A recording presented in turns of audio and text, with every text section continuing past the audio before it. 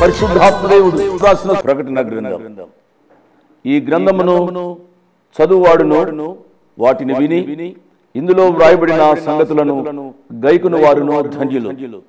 ఈ సంగతులను గూర్చి సాక్ష్యమిచ్చువాడు నేను త్వరగా వచ్చుచున్నానని చెప్పుచున్నాడు. ఆమేన్.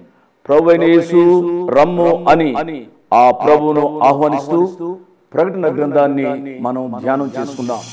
క్రీస్తు యేసు పరిశుద్ధ నామాన్ని బట్టి మీ అందరికీ శుభాశీస్సులు. ఎలా ఉన్నారు? బాగున్నారా? మానవుని జీవితంలో ఒక్కటి గుర్తుపెట్టుకోవాలి, వాగ్దానం చేసిన దేవుడు నమ్మదగినవాడు. ఆయన వాగ్దానం చేశారు అని అంటే ఆయన తప్పనిసరిగా నెరవేర్చే దేవుడు అనే ఆత్మీయ అనుభవంలోకి మనం నడిపింపబడాలి అని అంటే ఈ రక్షణ సువార్త విని రక్షణ పొందాలి. ఇంత గొప్ప అవకాశాన్ని సద్వినియోగం చేసుకొని కోట్లాది ప్రజలు ఈ రక్షణ సువార్త వినేటట్టు వారు వెళ్ళలేకపోయినా వెళ్ళేలాంటి యేసు అనుచరుల పరిచర్యను ప్రోత్సహించి బలపరిచిన లేట్ సంతోషమ్మ గారి కుటుంబ సభ్యులు బట్టి దేవుడికి కృతజ్ఞతాస్తుతులు చెల్లించుకుంటున్నాం. తల్లిగారు దేవుడి సన్నిధిలో ఉన్నప్పటికీ వారి కుటుంబ సభ్యులు ఈరోజు వాగ్దానం చేసిన దేవుడు నమ్మదగిన వాడు అని సర్వలోకం తెలుసుకునేటట్టు దేవుడి ద్వారా ప్రేరేపింపబడి చేసిన సహాయాన్ని బట్టి ఈరోజు ఒక్క ఆత్మైన రక్షణ పొందే అవకాశాన్ని అనుగ్రహించినందుకు ఈ కుటుంబం కొరకే ప్రత్యేకంగా ప్రార్థిస్తాం. కృపా సత్య సంపూర్ణుడైన దేవ, జీవం కలిగిన మా దేవ, మీ పరిశుద్ధ పాదాల దగ్గరికి mister and missus David Dayakar గారిని మరియు ఎస్తేర్ డేవిడ్ గారిని ప్రవ్వా హైదరాబాద్ వాసుల్ని వారిని మీ పరిశుద్ధ పాదాల దగ్గరికి తీసుకొని వస్తున్నాం. ప్రవ్వా తల్లిగారు సంతోషమ్మ గారి జ్ఞాపకార్థంగా చేసిన సహాయాన్ని బట్టి స్తుతులు స్తోత్రాలు మేము చెల్లించుకుంటున్నాం తండ్రి. ప్రవ్వా డేవిడ్ దయాకర్ గారిని ఎస్తేర్ డేవిడ్ గారిని మీరు దీవించి ఆశీర్వదించి ఇచ్చిన కుమార్తె ప్రవ్వా మౌనిక కొరికే, అదేవిధంగా ప్రవ్వా సంతోషమ్మ గారి సహోదరి రేచలమ్మ గారి కొరికే ప్రత్యేకంగా ప్రార్థిస్తున్నాం. ఈ కుటుంబం అంతా లోతైన రక్షణ అనుభవం కలుగులాగున మేము ప్రత్యేకంగా ప్రార్థిస్తున్నాం. ఈ కుటుంబాన్ని మీరు దీవించి ఆశీర్వదించండి.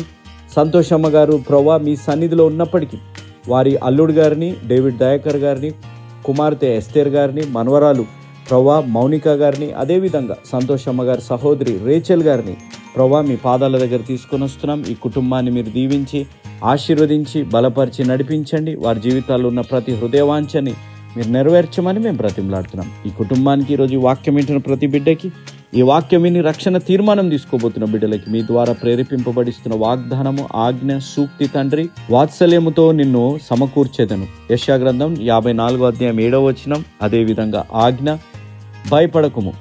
యెషయా గ్రంథం 54వ అధ్యాయం 4వ వచనం, సూక్తి దేవుడు మన అవసరాలన్నిటినీ తీరుస్తానని వాగ్దానం చేశాడు, కానీ మన దురాశలన్నిటినీ తీరుస్తానని ఆయన ఎప్పుడూ వాగ్దానము చేయలేదు. తండ్రి ఈ సూక్తి మా జీవితాల్లో ఆత్మీయ మేల్కొల్పు తెచ్చి ఈ ఆజ్ఞానుసారంగా జీవించి ఈ వాగ్దానం మా జీవితాల్లో మేము స్వతంత్రించుకొని ఆత్మీయ అనుభవంలోకి నన్ను మమ్మల్ని మీరు నడిపించి బలపరచమని ప్రవ్వా ఈ వాక్యం విన్న ప్రతి బిడ్డని, ఈ వాక్యం విని రక్షణ తీర్మానం తీసుకోబోతున్న బిడ్డలని ప్రవ్వా ఈరోజు ఈ తల్లిగారు లేట్ సంతోషమ్మ గారిని జ్ఞాపకం చేసుకొని అమ్మగారి పేరున ఈ రక్షణ సువార్త వినే అవకాశాన్ని ప్రవ్వా సద్వినియోగం చేసుకొని వారి కుమార్తె ఎస్తేర్ గారు, అల్లుడు డేవిడ్ దయాకర్ గారు, మనవరాలు మౌనిక గారు, అదేవిధంగా సంతోషమ్మ గారి చెల్లి గారు రేచల్ గారిని మీ పాదాల చెంతకు తీసుకొస్తూ కుటుంబాన్ని నిండుగా మెండుగా దీవించమని యేసు నామమున అడిగి వేడుకుంటున్నాం తండ్రి.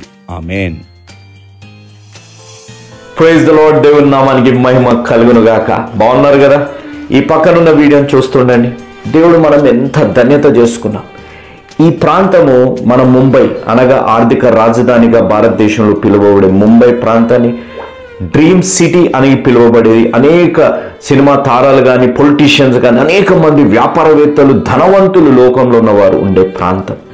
కానీ ఈ ప్రాంతంలో ఇలాంటి దుస్థితి కలిగిన ప్రాంతంలో యేసు అనుచరులు, మన ప్రియతమన్న జోషన్న గారు స్థాపించిన యేసు అనుచరులని పరిచర్య ఈ ప్రాంతానికి అక్కడున్న బ్రదర్ డానియల్ అంకుల్ గారు మరియు వారి కుమారుడు ఇమాన్యుయల్ గారు ఆహ్వానం మేరకు యేసు అనుచరుల తరఫు నుంచి జాన్ స్పర్జన్ గారు, అదేవిధంగా భక్తి సింగ్ అని నేను, అన్నయ్య గారు మేము కలిసి ఆ ప్రాంతంలో సువార్త పరిచర్య చేయడానికి వెళ్ళాం.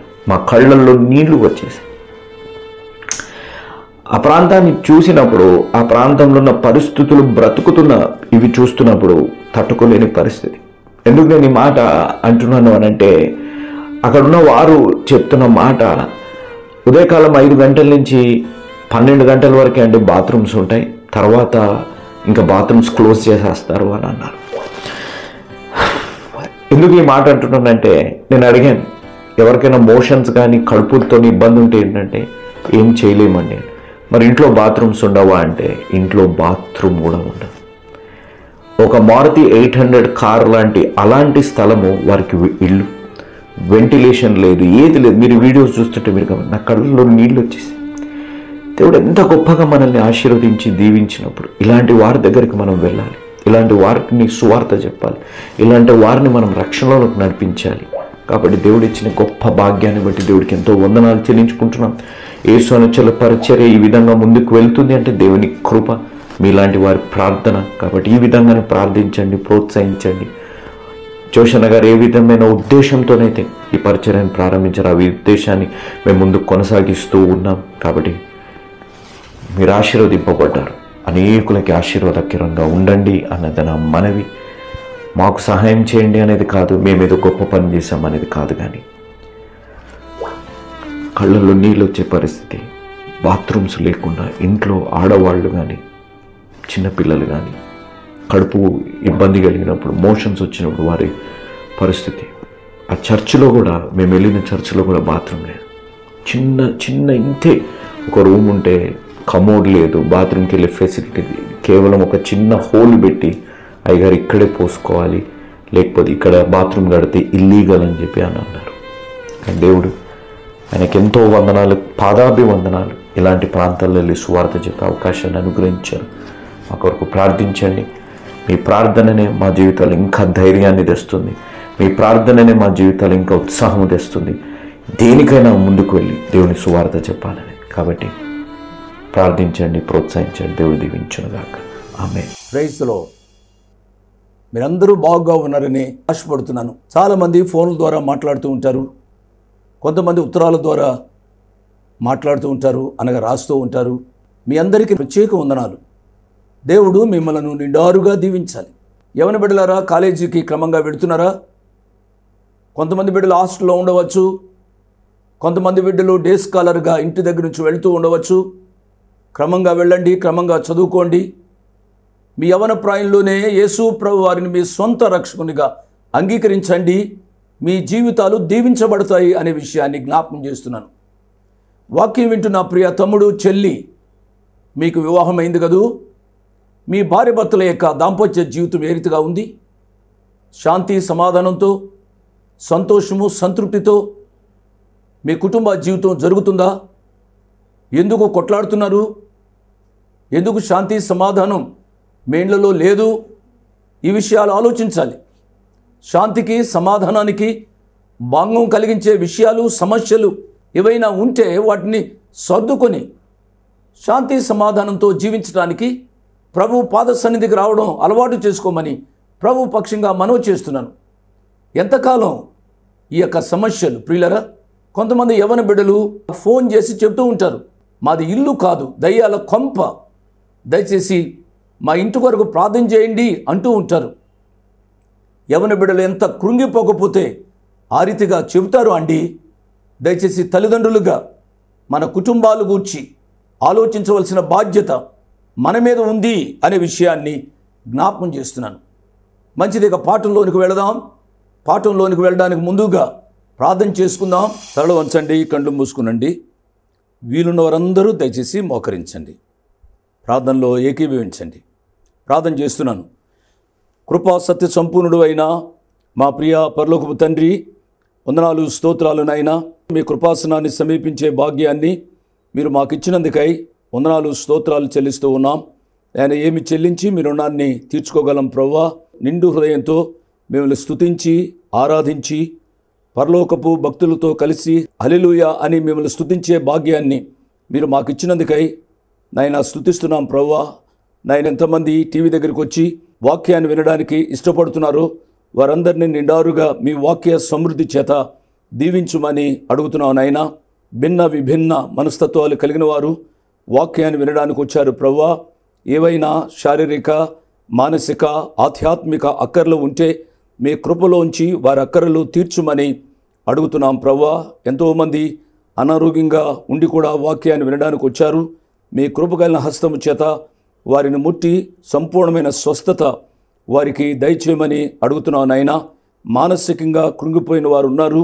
కుటుంబంలో శాంతి సమాధానం లేక, సంతోషము సంతృప్తి లేక ఉన్నవారు ఉన్నారు. ప్రభువా, వారి కుటుంబ జీవితంలో శాంతి సమాధానం దయచేయండి.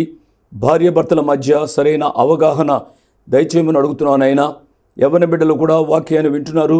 యవ్వన ప్రాయాన్ని పాడు చేసుకోకుండా ప్రభువా, యవ్వన కాలంలోనే రక్షింపబడే అనుభవం మా ప్రియ బిడ్డలకు అనుగ్రహించమని అడుగుతున్నాను. అయినా చెడు స్నేహాలు పట్టుకున్నట్లు మా బిడ్డలను మీ అదుపులో ఉంచుమని అడుగుతున్నాం. ప్రభువా, వాక్యాన్ని వినడానికి వచ్చిన వారందరినీ నిండారుగా దీవించమని యేసు ప్రభు వారి పుణ్యనామమున స్తుతించి ఘనపరిచి వేడుకుంటున్నాము తండ్రి. ఆమేన్. ప్రార్థనలో పాల్గొన్న మీ అందరికీ నా ప్రత్యేక వందనాలు. దేవుడు తన వాక్య సమృద్ధి చేత మనను దీవించునుగాక. బైబిల్ తెరవండి. ప్రకటన గ్రంథం 19వ అధ్యాయంలో హల్లెలూయా అనే మాట 4 పర్యాయాలు వాడబడింది అనే విషయాన్ని నేను జ్ఞాపకం చేస్తున్నాను. ప్రకటన గ్రంథం 18వ అధ్యాయం వరకు, అనగా మత్తయి సువార్త నుంచి ప్రకటన గ్రంథం 18వ అధ్యాయం వరకు హల్లెలూయా అనే మాట మనం చూడలేదు. హల్లెలూయా అనే మాట ప్రకటన గ్రంథం 19వ అధ్యాయం మొదటి కొన్ని వచనాల్లోనే 4 పర్యాయాలు వాడబడింది. ప్రియులారా, అటువంటి గొప్ప పదం ఎందుకు వాడబడలేదు అనగా గత పాఠంలో నేను చెప్పాను.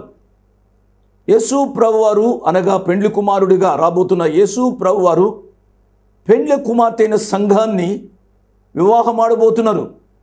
తదుపరి పెండ్లి విందు జరగబోతుంది. అట్టి గొప్ప ఈవెంట్ కొరకై, గొప్ప సందర్భం కొరకై హల్లెలూయా అనే మాటను పరిశుద్ధాత్మదేవుడు భద్రపరిచాడు అనే సత్యాన్ని మనం అర్థం చేసుకోవాలి. పరలోకంలోనికి వెళ్ళిన తరువాత ప్రభువును స్తుతించడం తప్పనిడి, స్తుతి ఆరాధన తప్పనిడి, ఇంకేమీ ఉండదు. ప్రియులరా, ప్రార్థనలైనా ప్రసంగాలైనా ఏవైనప్పటికీ కూడా భూలోకంలో ఉండగానే ఒకసారి రక్షింపబడి పరలోకంలోనికి ఎప్పుడైతే వెళ్తామో అక్కడ స్తుతి ఆరాధన హల్లెలూయా అనే మాటలతోనే పరలోకమంతా ప్రతిధ్వనిస్తోంది. కాబట్టి భూలోకంలో ఆయనను స్తుతించడానికి, ఆరాధించడానికి, ఎక్కువ సమయం గడపడానికి మనము అలవాటు చేసుకోవాలి. 4 పర్యాయాలు ప్రకటన గ్రంథం 19వ అధ్యాయంలో వాడబడింది అని చెప్పాను కదూ. మొట్టమొదటిగా హల్లెలూయా అనే మాట ఎందుకు వాడబడింది అనగా మొదటి వచనంలో మనం చూస్తాం. ఆ ప్రభువారిచ్చిన రక్షణను బట్టి, ఆయన మహిమా ప్రభావాలను బట్టి అక్కడ ఉన్నవారు, ఆ గొప్ప జనసమూహము ప్రభువారిని స్తుతించినట్లుగా మనం చదివాం. రెండవది, హల్లెలూయా అనే మాట వాడబడిన సందర్భం ఏమిటి అనగా యేసు ప్రభువారి యొక్క తీర్పులు అవి సత్యములను న్యాయములను అనే విషయాన్ని గమనించిన ఆ భక్తులు ఆ ప్రభువారిని స్తుతించినట్లుగా మనం చూస్తూ ఉన్నాం. ప్రియులారా, యేసు ప్రభువారు ఎన్నడూ అన్యాయం చేసేవాడు కాదు. లోకంలో అనేక పర్యాయాలు మనకు అలా అనిపిస్తుంది. దేవుడు ఎందుకు నన్ను ఇంతగా అన్యాయం చేశాడు? నేనేమి చేశాను? భక్తిగా జీవిస్తున్నానే, దేవుని కొరకు నేను ఇస్తున్నానే, దేవుని కొరకు నేను సేవ చేస్తున్నానే, ఎందుచేత నాకు ఈ అనారోగ్యం, ఎందుచేత నా బిడ్డల యొక్క జీవితంలో ఇటువంటి సమస్యలు ఎదురవుతున్నాయి, నా బిడ్డలకే విడాకులు కావాలా, నా బిడ్డలే వారి యొక్క జీవితాల్లో కష్టాలు నష్టాలు అనుభవించాలా అని అనేక పర్యాయాలు వాపోతూ ఉంటాం. ప్రియులరా, దేవుడు ఏది చేసినప్పుడు కూడా ఆయన సత్యవంతుడు, ఆయన న్యాయవంతుడు అనే విషయాన్ని మర్చిపోవద్దు అనే విషయాన్ని జ్ఞాపకం చేస్తున్నాను. అందుకనే హెబ్రీలకు రాసిన గ్రంథకర్త ఒక మాట అన్నాడు, మీరు పరిశుద్ధులకు చేసిన ఉపచార ధర్మమును చేస్తూ ఉన్న ఉపచార ధర్మమును మరుచుటకు దేవుడు అన్యాయస్తుడు కాడు. కాబట్టి దేవుడు ఎన్నడూ అన్యాయం చేయడు. ఆయన తీర్పులను బట్టి పరలోకము స్తుతిస్తూ ఉంది.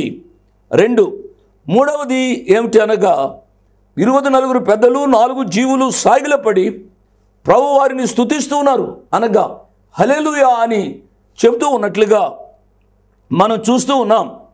ఎందుచేతనగా ప్రియులారా, మనం ముందు భాగంలో చూసినట్లయితే ప్రకటన గ్రంథం 4వ అధ్యాయంలో 9వ వచనంలో ఈ రీతిగా వ్రాయబడి ఉంది, ఆ సింహాసనమునందు ఆసీనుడైంది యుగ యుగములు జీవించిన వానికి మహిమయు ఘనతయు కృతజ్ఞతాస్తుతులు కలుగునుగాక అని ఆ జీవులు కీర్తించుచుండగా ఆ 24 పెద్దలు సింహాసనమునందు ఆసీనుడైండు వాని ఎదుట సాగిలపడి యుగ యుగములు జీవించుచున్న వానికి నమస్కారము చేయొచ్చు. ప్రభువా మా దేవా నీవు సమస్తమును సృష్టించితివి అని ఆ ప్రభువారిని స్తుతిస్తూ ఉన్నారు.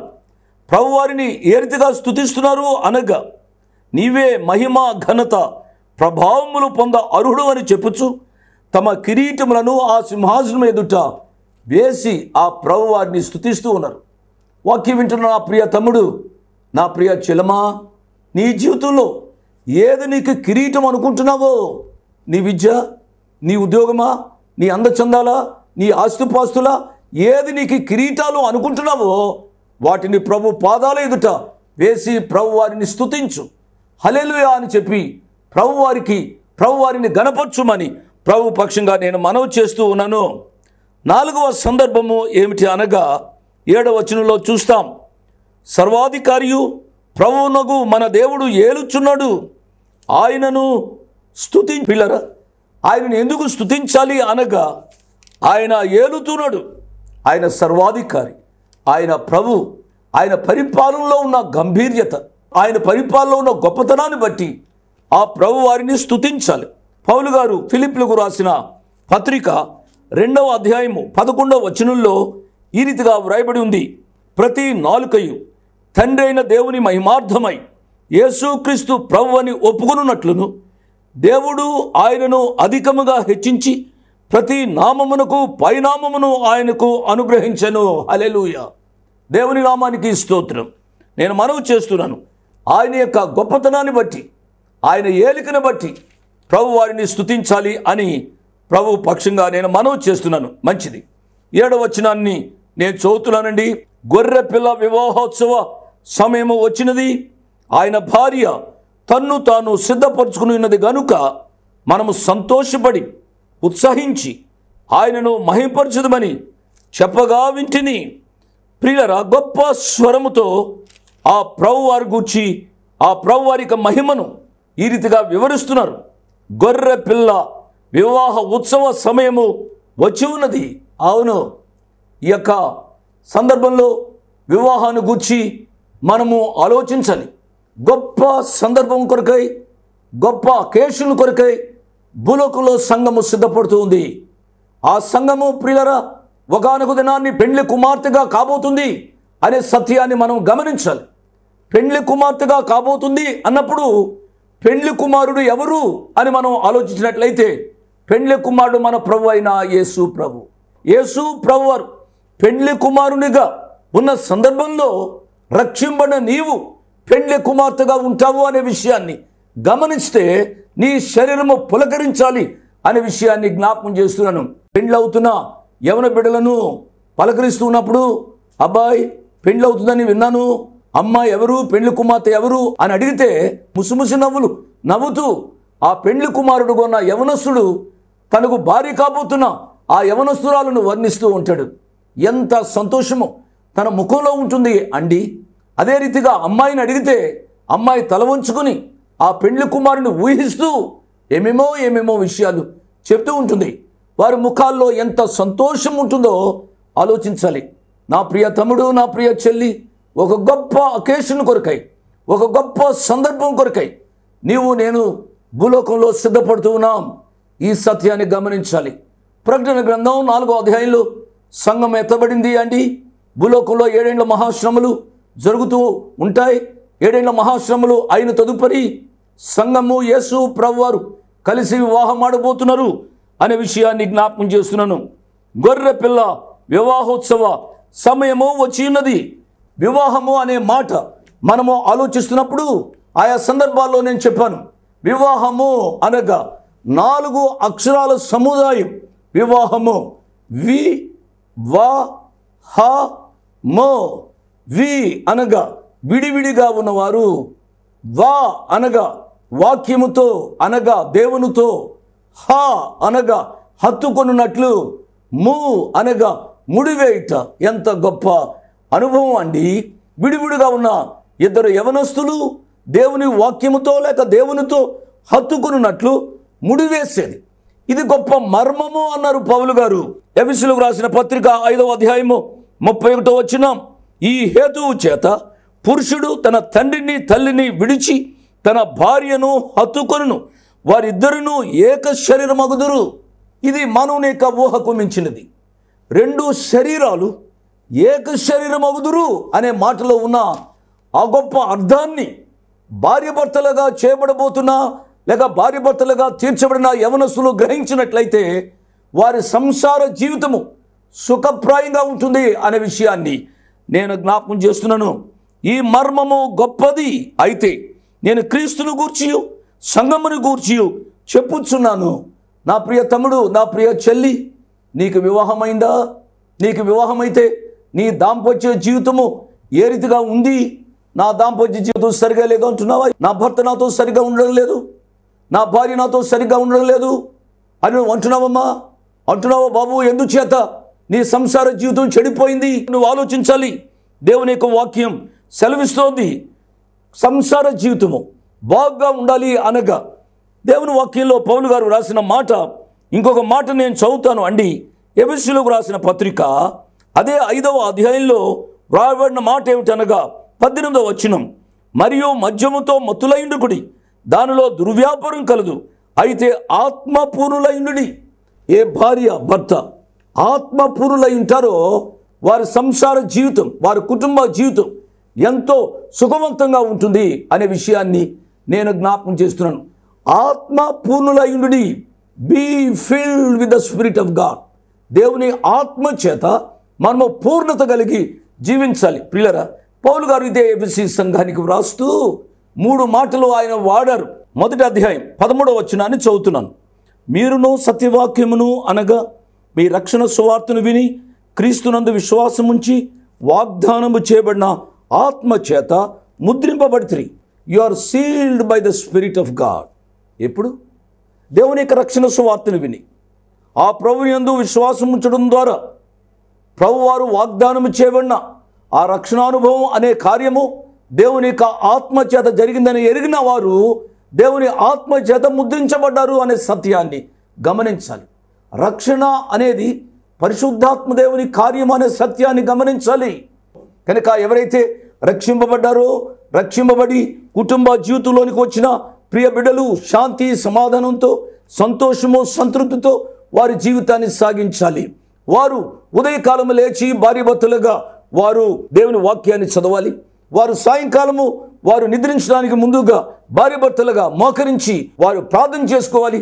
వారి కుటుంబ జీవితాన్ని వారి తొలి అనుభవాల్లోంచి ఈ రీతిగా వారు ప్రారంభించినట్లయితే వారి సంసార జీవితము ఎంతో సంతోషంగా సంతృప్తిగా ఉంటుంది అనే విషయాన్ని నేను జ్ఞాపకం చేస్తూ ఉన్నాను. పౌలు గారు చెబుతున్నాడు ఏమిటనగా, ఈ కుటుంబ జీవితం ఎంతో సుఖప్రదంగా ఉండాలి అనగా దేవుని ఆత్మ చేత పూర్ణులై ఉండాలి. దాంతో పాటుగా ఇంకా కొన్ని విషయాలు ఆయన చెప్పారు. ఎఫెసీయులకు రాసిన పత్రిక 5వ అధ్యాయము 22వ వచనం, గొర్రె పిల్ల వివాహోత్సవ సమయం వచ్చినది అనే మాటలో వివాహాన్ని గురించి కొన్ని విషయాలు నేను జ్ఞాపకం చేస్తున్నాను. స్త్రీలరా, ప్రభువునకు వలె మీ సొంత పురుషులకు లోబడి ఉండి. భార్యాభర్తల యొక్క జీవితంలో 3 ప్రాముఖ్యమైన విషయాలు వారు అర్థం చేసుకోవాలి. ఒకటి ఏమిటనగా భార్యాభర్తలు ఇరువురు ఐక్యత కలిగి జీవించాలి అని నేను మనవి చేస్తూ ఉన్నాను. వారి యొక్క జీవితంలో మొదటి నుంచే, ఆరంభం నుంచే వారు ఎంతో స్నేహితుల వలె ఐక్యత కలిగి వారు జీవించాలి. తప్పనిడి వారి కుటుంబ సాంప్రదాయాలు వారి సంసార జీవితంలోనికి తీసుకుని వచ్చి మేము పెద్ద, మేము గొప్ప, లేక ఫలానా అనుకొని వారి సంసార జీవితాన్ని వారు పాడు చేసుకోవడానికి వీలు లేదు. నా ప్రియ పాప, నీవు సంపన్న కుటుంబంలో పుట్టి ఉండవచ్చు. నా ప్రియ బాబు, నీవు పెద్ద ధనవంతుల కుటుంబంలో పుట్టి ఉండవచ్చు.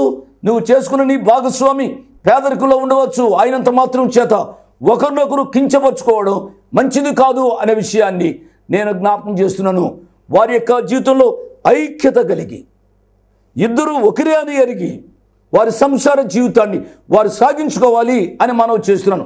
ఒకటి ఐక్యత. రెండవది, వారి సంసార జీవితంలో పరిశుద్ధత ఎలుబడి చేయాలి అని ప్రభు పక్షంగా నేను మనవి చేస్తూ ఉన్నాను. చూడండి, ఎఫెసీయులకు రాసిన పత్రిక 5వ అధ్యాయము 25వ వచనం, అటువలే క్రీస్తు కూడా సంఘమును ప్రేమించి అది కళంకమైనను ముడితి అయినను అట్టిది మరి ఏదైనను లేక పరిశుద్ధమైనది గాను నిర్దోషమైనది గాను మహిమగల సంఘము గాను ఆయన తన ఎదుట దానిని నిలబెట్టుకున్న వలని వాక్యముతో ఉదక స్నానము చేత దానిని పవిత్రపరిచి పరిశుద్ధపరచుట కొరకై దాని కొరకు తన్ను తాను అప్పగించుకొనెను. దేవుని నామానికి స్తోత్రం. హల్లెలూయా. నేను మనవి చేస్తున్నాను పిల్లరా, పరిశుద్ధత ఏలుబడి చేయాలి. పెండ్లైన పాపలు మాట్లాడుతుంటారు, మొదటి దినాల్లో ఆయన నాతో బాగున్నారు, కానీ తన యొక్క జీవితం తదుపరి తెలిసిన తర్వాత నేను ఎంతో బాధపడుతున్నాను. పెళ్లికి ముందుగా ఆయనకు ఇంకొక అమ్మాయితో సంబంధం ఉందట, లేక నా భార్యకు ఇంకొకరితో సంబంధం ఉందట. ఈ రీతిగా ఏమేమో చెప్తూ వారి సంసార జీవితాన్ని పాడు చేసుకుంటున్నారు. పెళ్లికి ముందుగా ఏమున్నప్పటికీ నా ప్రియ బాబు, నా ప్రియ అమ్మ, నువ్వు రక్షింపబడితే యేసు ప్రభు వారు నీ ప్రతి పాపాన్ని క్షమించారు అనే సత్యాన్ని నువ్వు అర్థం చేసుకోవాలి. పెళ్లికి ముందుగా ఎంత దుర్మార్గంగా నీవు జీవించినప్పటికీ కూడా పెండ్లైన తదుపరి మీ ఇద్దరు ఒకటయ్యారని ఎరిగి పరిశుద్ధ జీవితాన్ని జీవించమని ప్రభు పక్షంగా నేను మనవి చేస్తున్నా. ఒకటి ఐక్యత, రెండవది పరిశుద్ధత, మూడవది విధేయత కలిగి జీవించాలి. భార్యలు భర్తలకు విధేయులై ఉండాలి. నా మాట మీరు వినాలి. భార్యలు నా భర్తలకు విధేయులై ఉండేది, భర్తలు కూడా భార్యలకు విధేయులై ఉండడం మంచిది అనే విషయాన్ని నేను జ్ఞాపకం చేస్తున్నాను. అందుకనే పౌలు గారు ఈ రీతిగా అన్నాడండి. ఏమన్నాడు అనగా, ఒకరికొకడు క్రీస్తునందరి భయంతో లోబడి ఉండుడి, సబ్మిట్ వన్ అనదర్. కాబట్టి భార్య భర్తలు ఒకరికొకరు విధేయులుగా జీవించడం ద్వారా వారి యొక్క అవగాహన పెరిగి వారి కుటుంబ జీవితం ఎంతో సంతోషంగా గడిపోవడానికి అవకాశం ఉంది. అట్టి గొర్రె పిల్ల వివాహోత్సవ సమయము వచ్చి ఉన్నది. కాబట్టి ఆ వివాహము ఏ రీతిగా జరగబోతుందో వచ్చే పాఠంలో మనం ధ్యానం చేసుకుందాం. సిద్ధపడి ప్రకటన గ్రంథం 19వ అధ్యాయం మిగిలిన వచనాలు చదువుకొని సకాలానికి రండి. దేవుడు ఈ యొక్క దినమంతా మిమ్మల్ని తన వాక్య సమృద్ధి చేత, తన ఆశీర్వాదముల చేత దీవించునుగాక. ఆమేన్. Praise the lord. మీ ముందుకు రావడానికి ఒక ప్రాముఖ్యమైన కారణం, మేము ఈ టీవీ పరిచర్యని ఎందుకు ప్రారంభించాం, ప్రాముఖ్యంగా తండ్రి అయిన నాన్నగారు, కీర్తిశేషులైన నాన్నగారు జోష్ అన్నగారు ఎందుకు ప్రారంభించారు అనేది వారి మాటల్లోనే విందాం. ఈ కార్యక్రమాన్ని నిర్వహించడానికి నేను ఎంతో ధైర్యం చేశాను అనే విషయాన్ని జ్ఞాపకం చేస్తున్నాను. డబ్బుండి కార్యక్రమాన్ని ప్రారంభించలేదు. నన్ను రక్షించి ఇంతవరకు పిలిచిన ప్రభు ఉన్నారు అని, తదుపరి విశ్వాసులైన మీరు ఉన్నారు అనే ధైర్యంతో ఈ కార్యక్రమాన్ని కొనసాగిస్తున్నాం. విన్నారు కదా, నాన్నగారు ఏ ధైర్యమైతే వారు చేసి టీవీ కార్యక్రమాలని ప్రారంభించారు. మన రక్షకుడైన యేసు ఉన్నారని, విశ్వాసులైన మీరు ఉన్నారనే ధైర్యంతోనే ఈ టీవీ కార్యక్రమాలని మేము కొనసాగిస్తున్నాం గత సంవత్సరాలుగా. ఇక ముందు కూడా మేము కొనసాగించాలి అని అంటే మీలో విశ్వాసులైన మీరు, ప్రేరేపింపబడ్డవారు మీరు, వచనం వెంబడి వచ్చిన ధ్యానాలు జోషన్న గారివి, పాయింట్ వైజ్ ధ్యానాలు జాన్ స్పర్జన్ గారివి, హీరోస్ ఆఫ్ ది బైబిల్ అనే సిరీస్ ధ్యానాలు భక్త్ సింగ్ నావి కొనసాగేటట్టు మీరు ప్రేరేపింపబడితే, మీరు సహాయం చేసి మీరు నేరుగా నాతోని మాట్లాడవచ్చు. నాతో మాట్లాడి మాకు సహాయం చేయాలనేది నా మనవి. కాబట్టి మీరందరూ ఏ భారమైతే, సేవా భారమైతే నాన్నగారు గత 40 సంవత్సరాలుగా ముందుకు కొనసాగించారు, ఇప్పుడు యవనస్తులమైన మా అన్నగారు జాన్ స్పర్జన్ గారు మాపై ఉంది. కాబట్టి మీరు కూడా ఏ విధంగా నాన్నగారిని అయితే ప్రోత్సహించారు, నాన్నగారిని ఆదరించారు, మమ్మల్ని కూడా ఆ విధంగానే ప్రోత్సహించి ఆదరిస్తారని నమ్ముచు సెలవు తీసుకుంటున్నాను. దేవుడు మిమ్మల్ని దీవించి ఆశీర్వదించునుగాక. ఆమేన్.